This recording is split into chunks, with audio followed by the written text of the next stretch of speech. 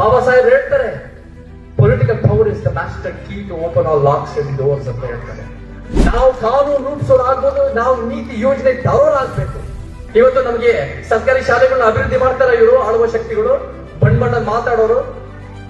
ಇವತ್ತು ನಮಗೆ ಸರ್ಕಾರಿ ಆಸ್ಪತ್ರೆಗಳು ಬೈಲಹೊಂಗಲದಲ್ಲಿ, ಬೆಳಗಾವಿನಲ್ಲಿ, ನಮಗೆ ಕಿತ್ತೂರು ಕರ್ನಾಟಕಕ್ಕೆ ನ್ಯಾಯ ಒದಗಿಸ್ತಾರೆ, ಅಲ್ಲಿ ಇಂಪ್ರೂವ್ ಮಾಡ್ತಾರ? ಖಂಡಿತ ಇಲ್ಲ. ನಮಗೆ ಭ್ರಷ್ಟಾಚಾರ ಕಿತ್ತಾಗ್ತಾರೆ? ಇಲ್ಲ. ಭ್ರಷ್ಟಾಚಾರ ತುಂಬಿಸುವುದಕ್ಕೆ ಇನ್ನೂ ಒಂದು ರೀತಿ ತುಪ್ಪ ಸುರಿತಾರೆ. ಆದ್ರೆ ಈ ವ್ಯವಸ್ಥೆ ಇನ್ನೂ ಹಾಳಾಗ್ತಾ ಇದೆ, ಇವ್ರು ಇನ್ನೂ ಹಾಳು ಮಾಡ್ತಾ ಇದ್ದಾರೆ. ಆದ್ರೆ ಯಾವಾಗ ನಮಗೆ ನಿಜವಾಗ್ಲೂ ಪರಿಹಾರ ಇದೆ ಅಂದ್ರೆ, ನಮ್ಮ ಬಾಬಾ ಸಾಹೇಬ್ ತೋರಿಸುವ ರೀತಿಯಲ್ಲಿ ನಾವು ಯಾವಾಗ ಕುರ್ಚಿ ಅಲ್ಲಾಡಿಸ್ತೀವೋ ಆವಾಗ ಪರಿಹಾರ ಇದೆ. ನಾವು ಕಾನೂನು ರೂಪಿಸೋರಾಗ್ಬೋದು, ನಾವು ನೀತಿ ಯೋಜನೆ ತರೋರಾಗ್ಬೇಕು. ಬಾಬಾ ಸಾಹೇಬ್ ಹೇಳ್ತಾರೆ, political power is the master key to open all locks and doors ಅಂತ ಹೇಳ್ತಾರೆ.